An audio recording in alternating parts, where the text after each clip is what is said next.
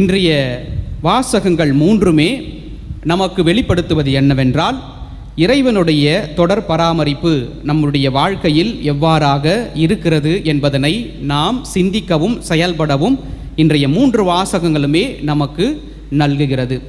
அலைகளும் ஆண்டவரும், அலைகளும் ஆண்டவரும். இந்த அலைகள் எல்லாமே நாம் வாழுகின்ற இந்த காலகட்டங்களில் சோதனைகளாகவும் வேதனைகளாகவும் துன்பங்களாகவும் துயரங்களாகவும் நம்முடைய அன்றாட வாழ்க்கையில் நாம் எதிர்கொள்கின்ற ஒவ்வொரு இன்னல்களையும் குறிக்கின்றது. ஆண்டவர் தம்முடைய மக்களுக்காக எப்போதுமே இருக்கக்கூடியவர் என்றும் தன்னுடைய மக்களை அவர் ஒருபோதும் திக்கற்றவர்களாக விட்டதில்லை என்பதனை இந்த மூன்று வாசகங்களுமே நமக்கு தெளிவுபடுத்துகின்றது. நாம் இன்றைய முதலாம் வாசகத்தை எடுத்தோமையானால், யோபுனுடைய வாழ்க்கையை நாம் சற்று ஆழ்ந்து சிந்திக்க முற்படுகின்றோம். யோபு தன்னுடைய வாழ்க்கையில் ஏற்பட்ட இன்னல்கள், துன்பங்கள், துயரங்கள் இவற்றையெல்லாம் இறைவனிடம் புலம்புகிறார். யோபு ஒரு மிகப்பெரிய செல்வந்தர், பெரிய மாளிகை, மக்கள் கூட்டங்கள், அவருடைய பிள்ளைகள், மனைவியோடு செல்வ செழிப்பாக வாழ்ந்த ஒரு மாபெரும் மனிதர்.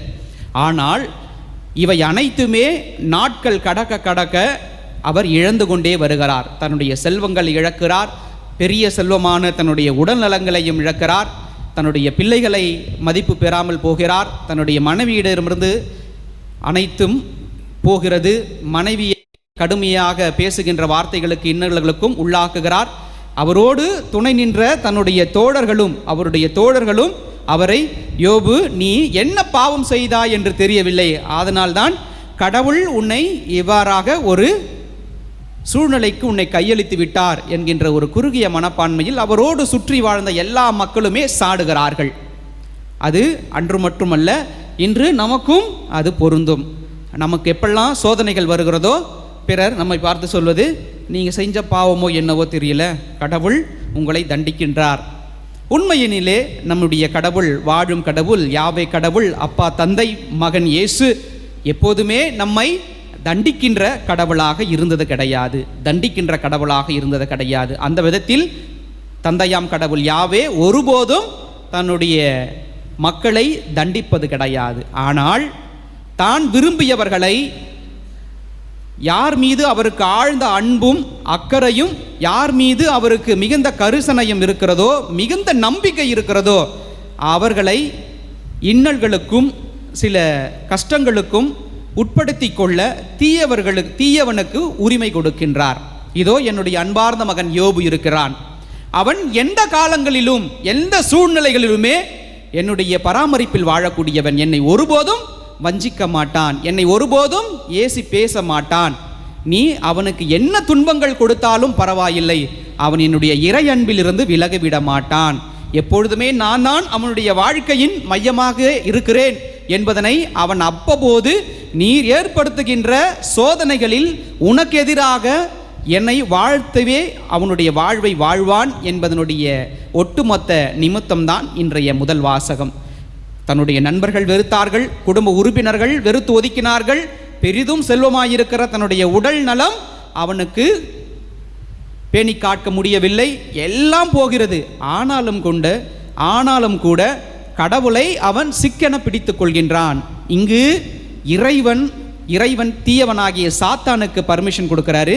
என்னுடைய அன்பர் யோபுவை உன்னால் எதுவும் செய்ய இயலாது. இது இறைவனுக்கும் சாத்தானுக்கும் நடக்கின்ற ஒரு மிகப்பெரிய போர். இது யோபுக்கு வாழ்க்கையில் நடந்த ஒரு நிகழ்வாக இருந்தாலும் இறைவனுடைய அதிமிகு மாட்சிமை யோபின் வழியாக வெளிப்பட வேண்டும் என்பதினிலே தந்தையாம் கடவுள் பெருமிதம் கொள்கிறார். அதில் இறுதியாக வெற்றியும் கொள்கிறார். யோபுனுடைய புத்தகத்தை நாம் படிக்கும்போது முழுமையாக இவை தெரிய வரும். இறுதியாக இறைவனால் ஆசீர்வதிக்கப்பட்ட வாழ்க்கையாக யோபுக்கு அத்தனையும் அளிக்கப்படுகிறது. இதுதான் இந்த முதல் வாசகத்தினுடைய கருப்பொருளாக இருக்கிறது. இயேசு இன்றைய நற்செய்தியில் தன்னுடைய இறை வல்லமையை இயற்கையின் மீது செயலாற்றுகிறார். கடல் அலைகளை காற்றுகளையும் அடக்குகிறார். பழைய ஏற்பாட்டில் நம்ம பார்த்தோம்னா இந்த கடல்கள் அடைகள் இறைவனுடைய அத்தகைய ஆதிக்கங்கள் எவ்வாறு இருந்திருக்கிறது, அவருடைய வல்லமைகள் எவ்வாறு இருந்திருக்கிறது என்றால், திருப்பாடல் 89:9 எடுப்போம். திருப்பாடல் 89:9. யாராவது பைபிள் வச்சுருந்தீங்கன்னா டக்குன்னு எடுங்க, திருப்பாடல் ஃபர்ஸ்ட்லேயே வந்துடும். கொந்தளிக்கும் கடல் மீது நீர் ஆட்சி செலுத்துகின்றீர். இந்த பொங்கி எழும் அலைகளை அடக்குகின்றீர். மிக தெளிவாக சொல்லுகிறது. இந்த அண்ட சராசரங்கள் யாவும், இந்த புவியில் இருக்கிற யாவும் ஆண்டவரால் உருவாக்கப்பட்டது. அதற்கு ஆண்டவர் தன்னுடைய அத்துணையுமாய் இருந்து அதை வழி நடத்துகிறார். அதே போல 93 எடுங்க, 4 எடுங்க. 93, 4. இரைச்சலையும் அலைகளையும் பேரலைகளை விட ஆண்டவர் வலிமை மிக்கவர். இந்த உலகத்தில் இருக்கிற எல்லா படைப்புகளுமே, கடல் சார்ந்த படைப்பு, மலைகள், மனிதர்கள், உயிரினங்கள் இருக்கிற இந்த உலகத்தில் இருக்கிற எல்லாவற்றுக்குமே ஆண்டவருடைய பராமரிப்பில் வாழுகிறது. த ஹையஸ்ட் அத்தாரிட்டி யாருக்கிட்ட இருக்குன்னா வாழும் கடவுள் தந்தையிடம் இருக்கிறது. திருப்பாடல் 107, 28, 29 படிங்க. 107 திருப்பாடல் அப்படியே வந்துருங்க. 93. கூவி அழைத்தார்கள், ஆண்டவரை கூவி அழைத்தார்கள். அவர்கள் துன்பங்களிலிருந்து அவர் அவர்களை விடுவித்தார். ஆண்டவர், ஓகே போதும். ஆண்டவர் தன்னுடைய அன்பர்கள் கூவி அழைக்கின்ற நேரத்தில் அவர்களுடைய துன்பத்தில் அவர் பங்கு கொள்ளுகின்றார். இந்த உலகத்தில் இருக்கிற எல்லா பொருட்களையும் அவர் படைக்கின்றார். எல்லாம் நலமாக இருக்கிறது என்று அவர் காணுகின்றார். அப்படி காண்கின்ற வேளையில் எங்காவது இன்னல்கள், எங்காவது துன்பங்கள், துயரங்கள் இருக்கிறது என்றால் ஆண்டவரை நோக்கி கூவி அழைக்கின்ற போது அங்கு ஆண்டவர் அவர்கள் மத்தியில் சுவாசம் செய்கிறார், எழுகிறார், புதுமைகளை நடத்துகிறார் என்று வேதம் திருப்பாடல் அழகாக சொல்லுகிறது. நம்முடைய கிறிஸ்தவத்தின் பாரம்பரியமாக நாம் கருதுவது இத்தகைய நற்குணங்களே.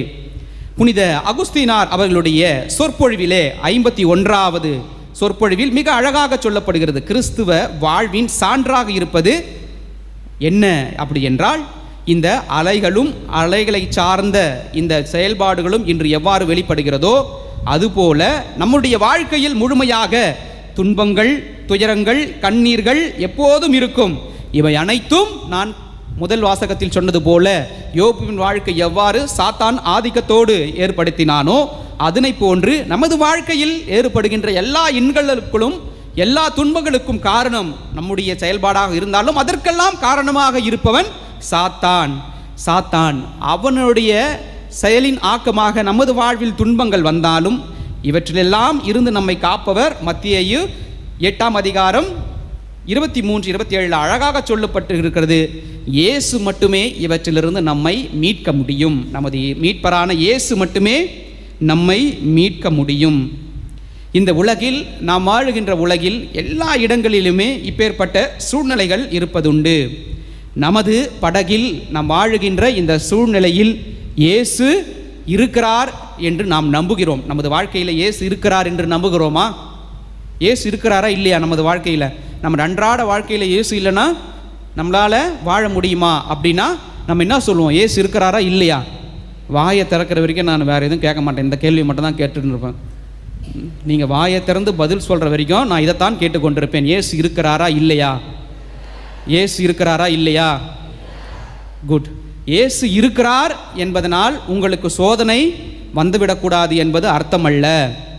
இயேசு என்னுடைய படகில் இருக்கிறார், என்னுடைய வாழ்க்கையில் இருக்கிறார், அதனால் எனக்கு சோதனை வரக்கூடாது, எனக்கு துன்பங்கள் வரக்கூடாது, இகழ்ச்சிகள் வரக்கூடாது, கஷ்டங்கள் வரக்கூடாது, நான் கண்ணீர் வடிக்கக்கூடாது அப்படின்னு அர்த்தம் கிடையாது.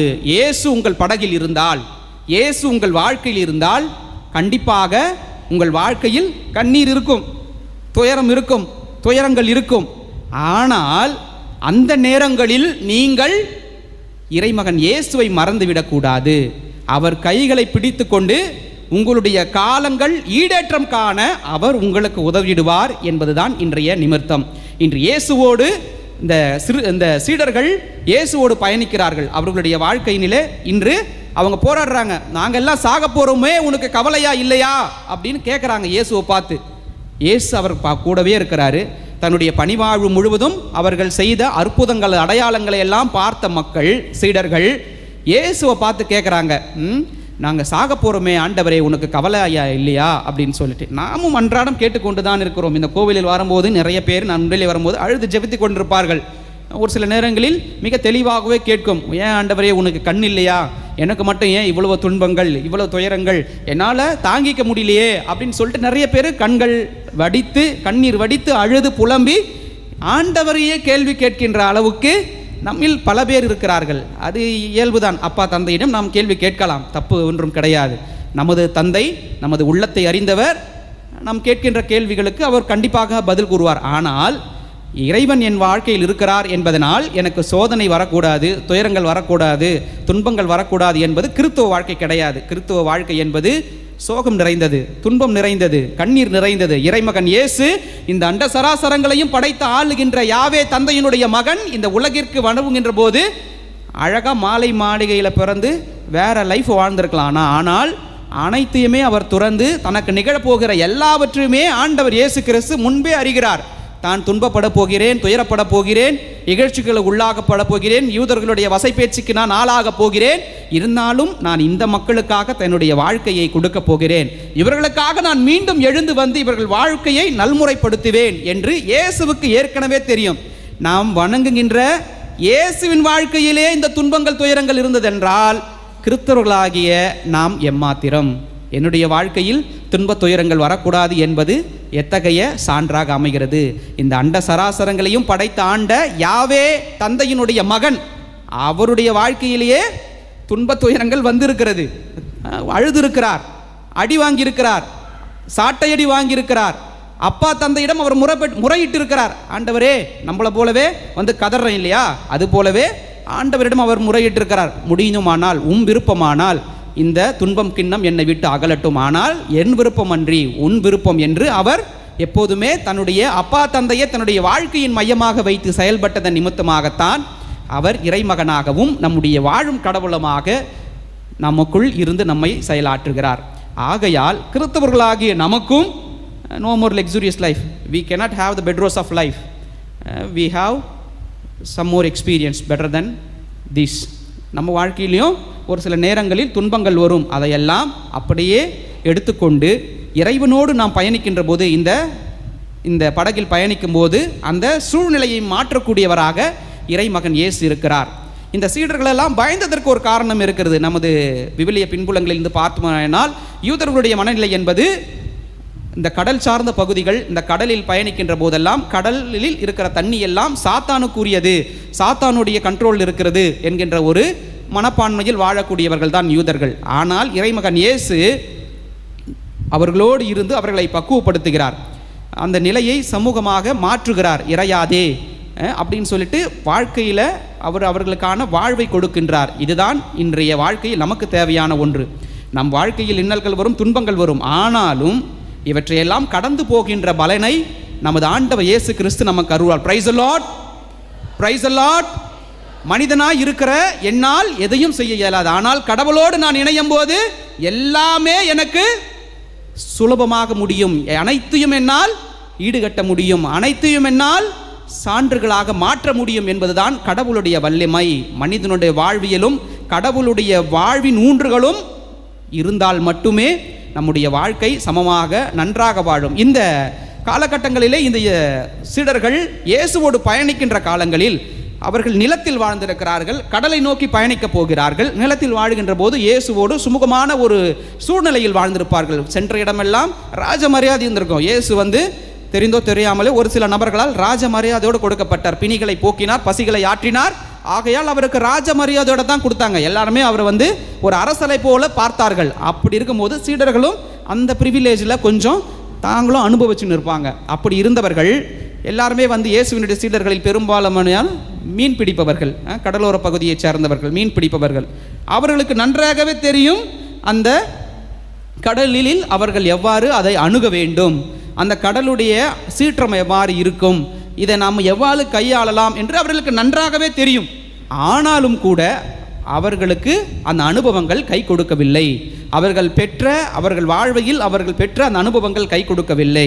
இதனை போலதான் நம்முடைய வாழ்க்கையிலும் நமக்கு நிறைய பணம் இருக்கலாம், காசு இருக்கலாம், சொத்து இருக்கலாம், சொந்தம் இருக்கலாம், நாம் சொன்னால் செய்கிறதுக்கு 100 பேர் இருக்கலாம், எல்லாருமே இருக்கலாம் நமது வாழ்க்கையில். ஆனால் ஒரு சில நேரங்களில் இவை அனைத்துமே செயல்படாது. நம்மக்கிட்ட கோடி கோடியாக காசு இருந்தால் கூட இந்த கொரோனா காலகட்டங்களில் நிறைய பேருக்கு ஹாஸ்பிட்டலில் ஒரு பெட்டு கூட கிடைக்கல. நம்ம எவ்வளோ பெரிய அறிவாளியாக இருந்தாலும், நம்ம எவ்வளோ பெரிய பணக்காராக இருந்தாலும் ஒரு பெட்டு கூட கிடைக்காது. இதுதான் இறைவனுடைய சித்தம், இறைவனுடைய மனமும். ஆனால் இத்தகைய மனநிலைகளை நாம் மாற்றிக்கொள்ள வேண்டும். அவர்களுக்கு எல்லாமே தெரியும், என்னால் இந்த கடலில் எப்படி பயணிக்கணும் தெரியும், அந்த கடலில் அவர்கள் ஏற்கனவே பயணித்தவர்கள். ஆனாலும் கூட அவர்களால் ஒன்றும் செய்ய முடியவில்லை. அந்த நேரத்தில் தத்தளித்தார்கள். ஆண்டவரே, சாக போகிறோமே, உனக்கு கவலை இல்லையா அப்படின்னு கேட்குறாங்க. ஆனால் ஆண்டவர் அவர்களை காப்பாற்றுகிறார், அவர்களுக்கு உண்மை நிலையை அறிய வைக்கிறார். அதே போல தான் நமது அன்றாட வாழ்க்கையில் நமக்கு இந்த உலகம் தருகிற அறிவு, மெத்தனம், இந்த உலகம் தருகிற மெத்தனம், உறவுகள், எனக்கு எல்லாமே இருக்குது, நான் எல்லாத்தையும் பார்த்துக்குவேன், கடவுளுடைய அருள் இல்லைன்னா பரவாயில்லை அப்படின்னு சொல்லிட்டு நிறைய நேரங்களில் நாம் மெத்தனமாக இருக்கிறோம். நம்மளில் பல பேர் அப்படி தான் இருப்பாங்க. ஆனால் கடவுளுடைய அனுபவம், கடவுளுடைய ப்ரெசன்ஸ் நம்ம லைஃப்பில் இல்லைன்னா இது எதுவுமே, நம்மிடம் இருக்கிற விஸ்டம், நம்மக்கிட்ட இருக்கிற பணம், நம்மக்கிட்ட இருக்கிற சொந்தங்கள், நம்மக்கிட்ட இருக்கிற படிப்பு, நம்மக்கிட்ட இருக்கிற செல்வங்களாய் so called what are the things that we consider as a wealthy thing, nothing will work out, we are empty. அவ்வளோதான், நம்ம எல்லாருமே எம்டி. அந்த நேரங்களில் உன் நுண்மதிக்கு கட்டளையிடுபவராக, அந்த நேரங்களில் உன்னை பிரச்சனைகளிலிருந்து காப்பாற்றுபவராக இருக்கக்கூடியவர் ஒரே ஒரு மனிதர் மட்டும்தான். அவர் யார் என்றால், யார் சொல்லுங்க? இறைமகன் இயேசு. இறைமகன் இயேசுவை நாம் சிக்கென்று பிடித்து கொள்கின்ற நேரத்தில் நம்முடைய இயலாமையிலும் அவருடைய இயலும் தன்மை வெளிப்படும். நம்முடைய இயலாத நிலையிலும் இறைவனுடைய இயலும் தன்மை நமக்கு வெளிப்படும். அதே போன்று இறைவன் இவ்வாறாக இன்றைய நற்செய்தியில் இறைமகன் இயேசு சொல்கிறார், மறுகரைக்கு நாம் செல்வோம் வாருங்கள் என்று. இந்த மறுகரைக்கு செல்வோம் வாருங்கள் என்கின்ற ஒரு சொல்லானது புதிய வாழ்வை நோக்கி செல்வதாக நாம் எடுத்துக்கொள்ள வேண்டும். நாம் எப்போதுமே எல்லா நேரங்களிலுமே ஒரு முடிவு இருக்கும், ஒரு விஷயத்தில் ஒரு முடிவு இருக்கும், ஒரு செயலில் ஒரு முடிவு இருக்கும். அதில் அந்த முடிவுக்கு வரும்போது சில அனுபவங்கள் நம்முடைய வாழ்க்கையில் இருக்கும். துன்பங்கள் இருக்கும், துயரங்கள் இருக்கும், மகிழ்வும் இருக்கும், சந்தோஷம் இருக்கும், ஆனந்தம் இருக்கும், எல்லாமே இருக்கும். ஆனால் இவை அனைத்துமே நீடித்திருக்குமானால் இருக்காது. எல்லாத்துக்குமே ஒரு முடிவு இருக்கும், ஒரு பர்டிகுலர் பீரியட், டூரியேஷன். அதில் மட்டும்தான் நம்முடைய லைஃப்பை கடத்தி செல்ல முடியும். அதுபோல் இன்றைய நற்செய்தியில் மறுகரைக்கு செல்வோம் அப்படி என்றால், கிறிஸ்துவ வாழ்க்கை என்பது ஒவ்வொரு நேரங்களிலும் சமச்சீராக வாழ்வது கிடையாது. நாம் எல்லோருமே புனிதர்களாக வாழ அழைக்கப்பட்டிருக்கிறோம். ஆனால் புனிதவர்களாக இருக்க முடியாது. விழுவதும் தான் கிறிஸ்துவ வாழ்க்கையின் சான்றாக அமைகிறது. நாம் ஒரு பாவம் செய்துவிட்டோம் என்றால், நாம் தெரியாமல் ஒரு சில செயல்கள் செய்துவிட்டோம் என்றால் அதிலேயே கடந்து இருப்பது மனித இயல்பு கிடையாது, அது கிறிஸ்துவ இயல்பு கிடையாது. வாருங்கள் மறுகரைக்கு செல்வோம் அப்படி என்றால், மறு வாழ்வுக்கு பரவாயில்லை, இது வரைக்கும் நான் இப்படி வாழ்ந்துட்டேன், இனிமேல் வாழ்கிறல நான் இறைவனை மையப்படுத்தி வாழ்கிறேன். இது வரைக்கும் என்னுடைய பணம், என்னுடைய கார், என்னுடைய வீடு, என்னுடைய உறவு, என்னுடைய சொத்து, இதெல்லாம் நான் பேஸ் பண்ணி வாழ்ந்துட்டேன், இதெல்லாம் தான் பெரிய ஒரு செயலாக நான் எண்ணி வாழ்ந்திருக்கிறேன். ஓகே, போதும். இதுக்கு மேட்டு என்னுடைய வாழ்க்கையின் மூலமாக நான் பிறர் எவ்வாறு வாழ்க்கையின் மையத்திற்கு கொண்டு போகப் போகிறேன், இறைவனோடு அது இணைந்திருந்தால் மட்டுமே இத்தகைய சான்றுகள் நமது வாழ்க்கையிலே வரும். எப்போதுமே இரண்டு வகையான பர்சன்ஸ் இருப்பாங்க நம்ம லைஃப்பில் பார்க்கலாம். எனக்கு ஏன் இது நிகழ்கிறது, எனக்கு ஏன் இது நடந்துச்சு, எனக்கு மட்டும் ஏன் இப்படி பண்ணுறாரு கடவுள் அப்படின்னு சொல்லிட்டு இருக்கிற ஒரு மனநிலை. இன்னொருத்தர், ஓகே நடந்துருச்சு, ஓகே இது மாதிரி ஒன்றும் பண்ண முடியாது, ஓகே கடவுளே இனிமேலாவது வருங்காலங்களில் எனக்கு இதுவெல்லாம் நடக்காமல் பார்த்துக்குங்க, என்ன உங்கள் கூட வச்சுக்குங்க அப்படின்னு சொல்கிறவங்க இன்னொரு புறம். இந்த இரண்டு மனநிலையோடு பயணிக்கின்ற மக்களானவர்கள் எப்போதுமே நாம் வாழுகின்ற இந்த சமகாலத்தில் இருக்கத்தான் செய்கிறார்கள். இது வரைக்கும் நடந்துச்சு, ஓகே அப்படின்னு சொல்லிட்டு இனி வரும் காலங்களில் ஆண்டவரே என்னுடைய வாழ்க்கையை உம்முடைய மகிமைக்காக கொடுக்கின்றேன், எனக்கு புது வாழ்வு எனக்கு கொடுங்க அப்படி என்கின்ற ஒரு மனநிலையோடு பயணிக்கின்ற போது நாம் நல்ல கிறிஸ்தவர்களாக வாழ்வோம். இதை தான் இறைமகன் இயேசு மறுகரைக்கு போவோம் வாருங்கள், மறுவாழ்வை தொடங்குவோம் வாருங்கள் என்று நமக்கு வெளிப்படுத்துகிறார். ஆக நம்முடைய வாழ்க்கையில் இறைவனுடைய பராமரிப்பு நாம் உணர்கின்ற போது நம்முடைய வலுமையின்மையில் கூட நம்மால் சகலமாய் செயல்பட முடியாது, எல்லாம் முடிந்து விட்டது, என்னால் இயலாதது, மனித ஆற்றலுக்குரிய தன்மைகளோடு நாம் செயல்பட்டாலும் கூட இறைவனுடைய அதிமிகு மகிமைகள் நம்முடைய வாழ்க்கையில் செயல்படும் என்பதுதான் இதனின் நிகழ்ச்சி.